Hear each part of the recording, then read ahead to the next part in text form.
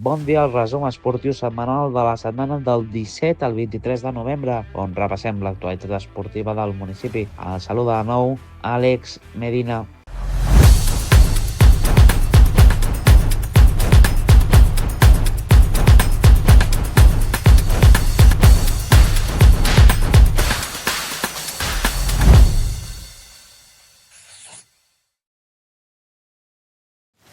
Que fa el futbol sala, la darrera jornada del futbol esportiu ha sigut intensa i plena d'emocions. El prebenjamí va treure de trencada la seva ratxa davant del Palafolls, molt efectiu, tot i engegar diverses ocasions.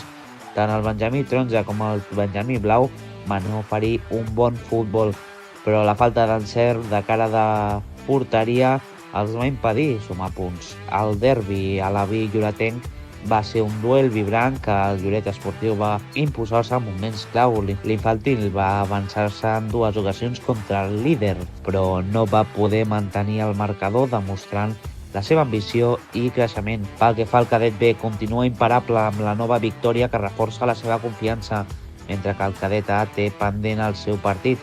La jornada es va tancar amb un partit espectacular del juvenil femení, amb un joc que va marcar una victòria contundent, consolidant-se a la part alta de la classificació. Pel que fa a la natació, la piscina municipal de Lloret va acollir una exhibició de talent en la primera fase del trofeu Federació Júnior, l'última prova abans dels campionats de Catalunya de desembre.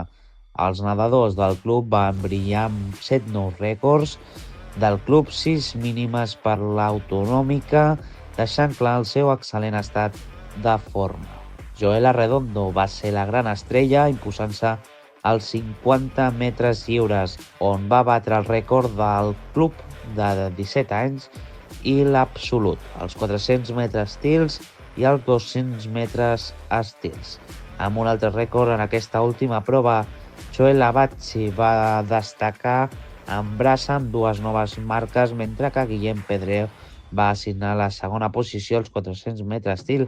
El que fa Maria Gallard també va brillar al nivell femení, establint rècords de 50 a papallona i 200 metres estils.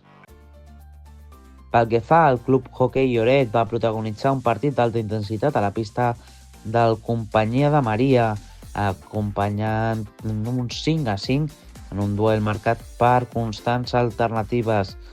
A la repesa, l'equip local va desmuntar fins un 5-3, però el Club Hoquei Lloret no es va rendir i va aconseguir empatar als 9 minuts, sumant un punt valuós en la pista complicada. Els equips federats del Club Vòlei Lloret van viure un cap de setmana molt positiu, amb triomfs destacats i la consolidació de la bona línia del joc de la temporada. La categoria infantil, l'Infantil B i l'Infantil Blau van guanyar 3-0, mantenint el ple de victòries i reforçant la seva solidesa en el camp.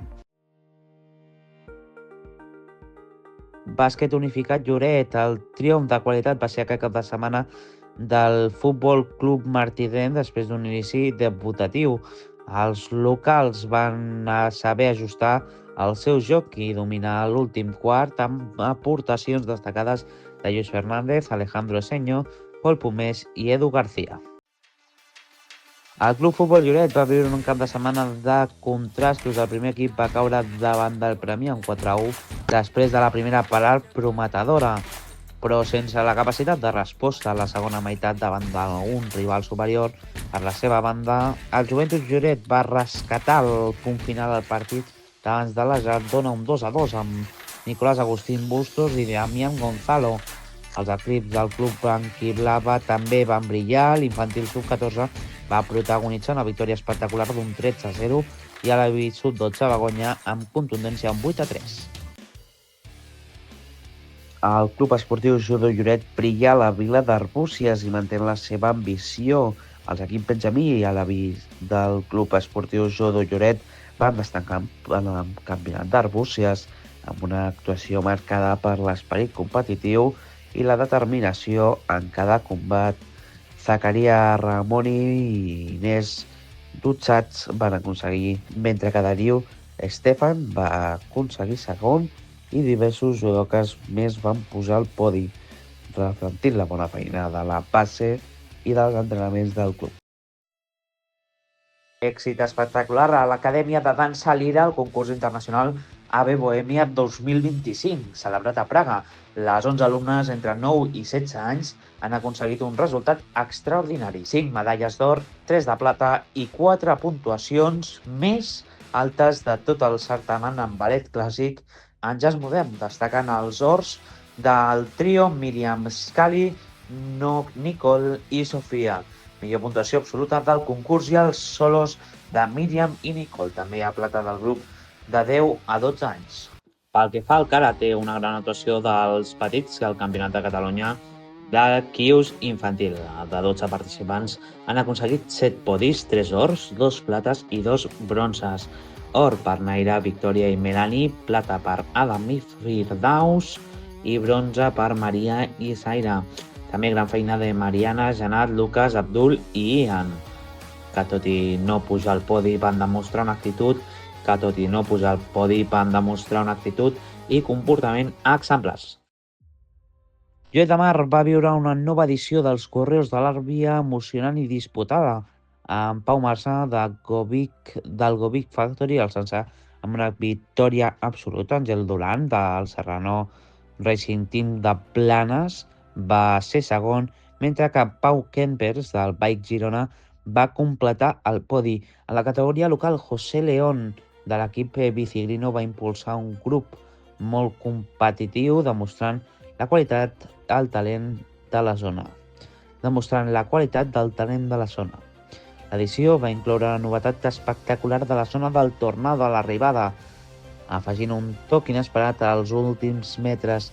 L'exitosa organització, amb 2 sets exhaurits el dia abans de la prova, confirma la consolidació dels Correus de l'Àvia 2025 com una de les cites més esperades del calendari esportiu català.